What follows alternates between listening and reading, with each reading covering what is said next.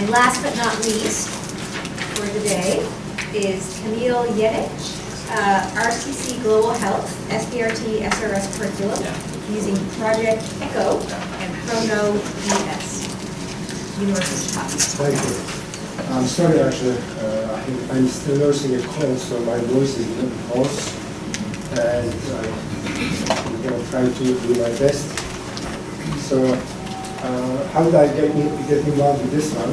So this is an interesting story. A friend of mine and colleague last year at the end of the year gives me a call and tells me that there is an initiative by a group, non-profit organization, and they are trying to provide education to undeserved parts of the world, including Latin America. And actually, two of the speakers highlighted those actually issues in those countries.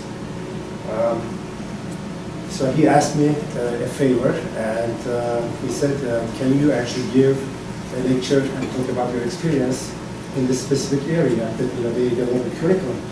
And I said, of course, no problem. And he said, by the way, there is no money or honorary that goes with it because this is a non-profit organization and they don't have funding. I said, no problem. That's my financial disclosure. Incidentally, I mean, I was giving this talk. The people who were involved with this project, they developed the talk literally last night, and they sent it to me. I reviewed it, I sent it back, and then after midnight, they sent another version, and then finally, this is the third version in the morning that was uploaded, and hopefully it will address some of these questions. So the learning objectives, essentially, I will summarize the whole project in brief terms. The Rayos contra cancer, which means apparently in Spanish, those of Spanish-speaking people can say better probably, Race Against Cancer. There's an organization essentially undertaking this project, and they are trying to implement a technology-based education medium and environment to provide education and training to professionals in Latin America in underserved areas. So they are implementing this. They have implemented this in 2 centers recently, using actually implemented in SBRT and SRS curriculum, using 2 complementary teaching tools with Project ECHO, which I will describe later, and ProKnow DS platform. And I will describe some of the details of the SBRT SRS curriculum and discuss further directions for the future.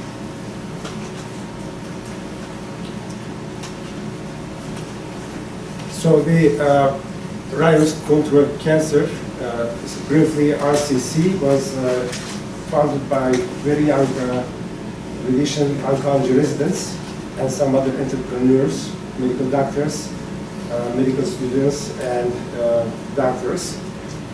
They try to attempt to address the education deficiency in those underserved areas and globally, essentially, but they are concentrating in this pilot study in Latin America, specifically in Lima, Guatemala, and Colombia. So they want to provide this educational opportunity to those individuals so that they can improve the health care to their patients. Their vision is essentially use this hub and spoke model where professionals or experts in leading academic centers in major centers in the United States can serve as the hub of learning to those centers in the underserved areas as the spoke areas.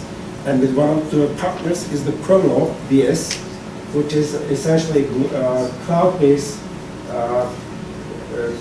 software solution to multiple problems. It's literally a program, archive, and restore data source. And but more importantly, also it can serve as actually a big data source, analytical source, etc. And there is actually their website is very instructive, and then you can actually learn more about it. And RCC used also the telehealth video conferencing provided by Zoom, free for download. So they are using the ECHO as another partner. ECHO stands for Extension for Community Healthcare Outcome in this spoken, hub and spoke fashion, where communities in underdeserved areas were served through this model. So the centers that actually they initiated this study was in Peru. One center is in short in Lima. They were asked actually if we can help you in providing education in specific area of radiation oncology, what will it be actually the most useful? And it was overwhelmingly the answer was SBRT and SRS, because nowadays even those underdeveloped countries, they have access to technology through some grants, some other resources, but it doesn't address the lack of actually education or know-how in their radiation oncology professionals that is needed to provide best practice care to their patients. Two of those centers participated in this study, INEM and ONA. And a curriculum was developed. I'm not going to go through all the details, but there are 6 specific areas of this curriculum, highlighting the very important areas of SRS and SBRT practice, from basic physics to biology and dosimetry, planning, simulation, etc., all aspects. And obviously, different types of professions were involved, including medical physicists, radiation oncologists, radiation biologists, etc. These are the areas. And trade. So these lectures and sessions were developed so that it could also provide practical information and also help to those professionals. They are all uploaded to RCC website, and you can actually find them available there for your review. This is one of the examples, and all the others are listed here. Here I am, and oops.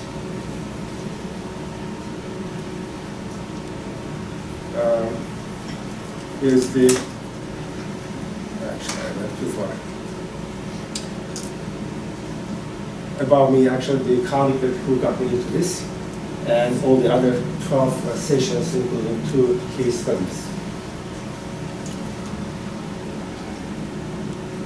When we were asked to provide this education and training to these professionals, whether they are medical physics or radiation oncology, we were given several tips, including don't make it like a classroom lecture, make it more practical, use your experience, and also try to provide faster communication. We were provided by web Zoom media so that we could see the individuals in their attendance. And sometimes they could also see us if we had a camera in our computer system, and encouraging the two-way dialogue. Obviously, there are some challenges.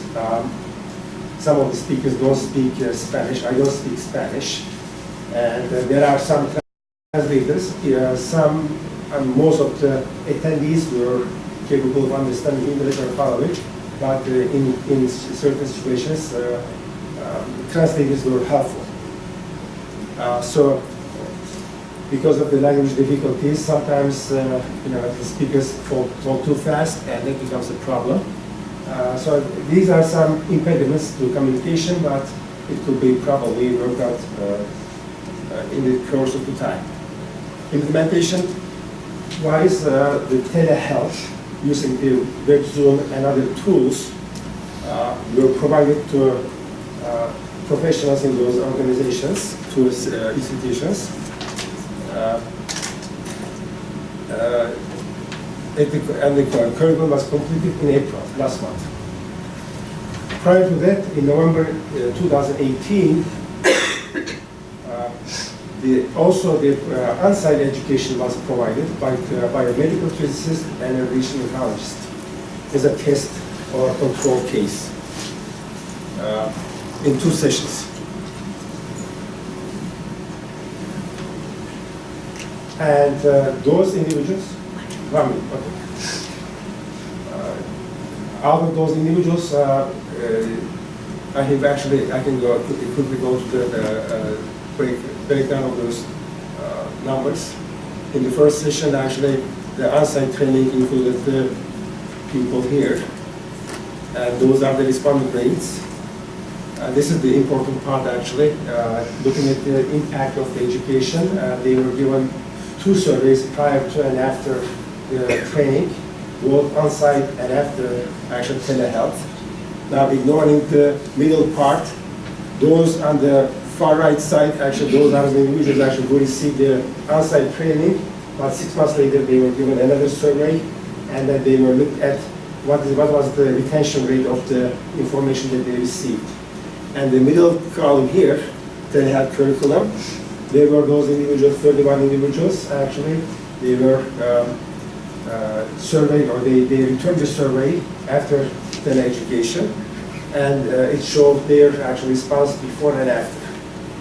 And it was found out that there was a positive increase in their knowledge. Additional data is being calculated.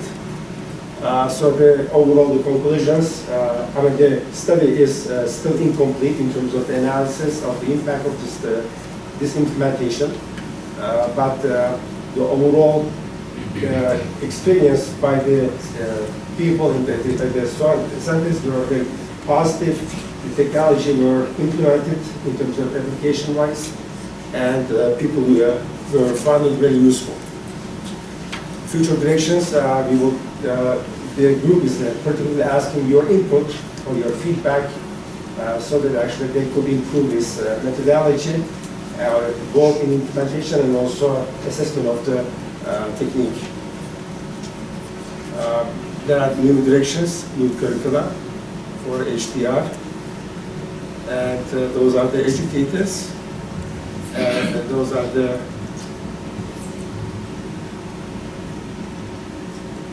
team members. Thank you very much.